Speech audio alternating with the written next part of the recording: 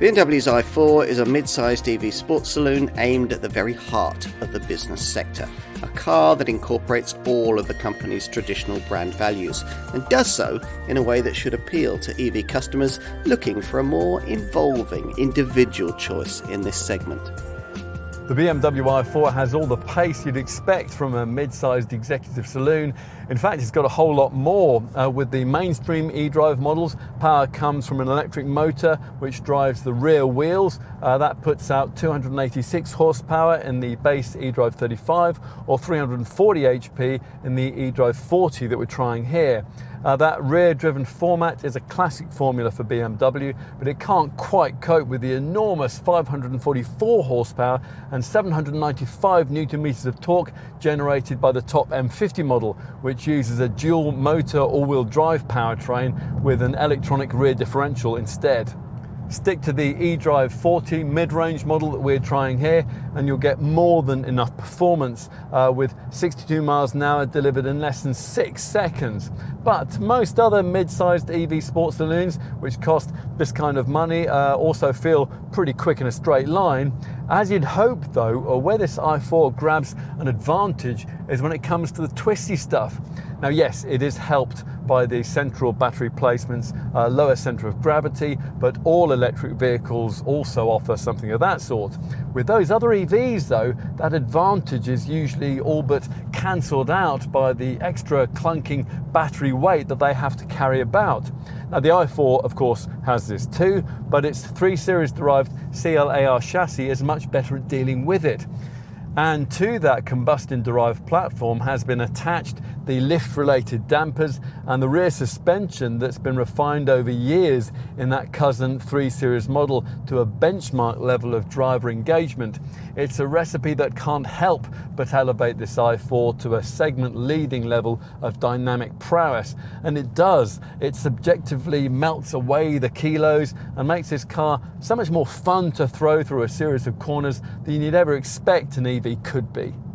You won't be quite as pleasantly impressed by the driving range figures, but they are class competitive. This eDrive 40 model's 81.5 kilowatt-hour battery is capable of up to 365 miles on a charge or 318 miles in the M50. The base eDrive 35 variant's smaller 67 kilowatt-hour battery restricts its mileage best to 299 miles. Backing these figures up is a high charging rate based around a 400 volt system, which, providing you avoid the base battery, allows for charging it up to 205 kilowatt DC. That'll replenish the battery from 10 to 80% in half an hour. Charging the 81.5 kilowatt hour models at home or on a public charger will need 13 hours for a full top-up. BMW's managed to make the i4 look like a 4 Series Grand Coupe, but at the same time slightly different. Little touches deliver an EV vibe, especially at the front, but the two designs share the same stretched, sporting proportions, short overhangs, slim pillars, and 5-door Gran Turismo style body shape. Right, time to take a look inside. Once you get comfortable at the wheel, you'll find yourself sitting lower than you might expect to in an EV, and that helps in delivering this car's sportier demeanour. Like the current 3 Series and most of BMW's other most recent models, the dash is dominated here by this curved display twin screen setup, which combines a 12.3-inch instrument display with a 14.9-inch central screen. Beyond the eye-catching media tech, you'll also quickly be struck by the sheer depth of quality on offer here, all of it surrounded by chrome garnished, expensively elegant cabin architecture, which in quality terms is simply leagues ahead of the kind of thing that you get in a more comparably priced rival like, well, say, a Tesla Model 3. All the materials used, even those lower down, are great to look at and touch, with classy stitching, thin ambient lighting, colour strips and smart metal finishing, which feels rich and upmarket. The seats are supportive, and finding the ideal driving position is really easy. Rearward vision is slightly restricted by the swept back roofline, but that's mitigated by standard features like a rear view camera and all-round parking sensors. Let's take a look in the rear.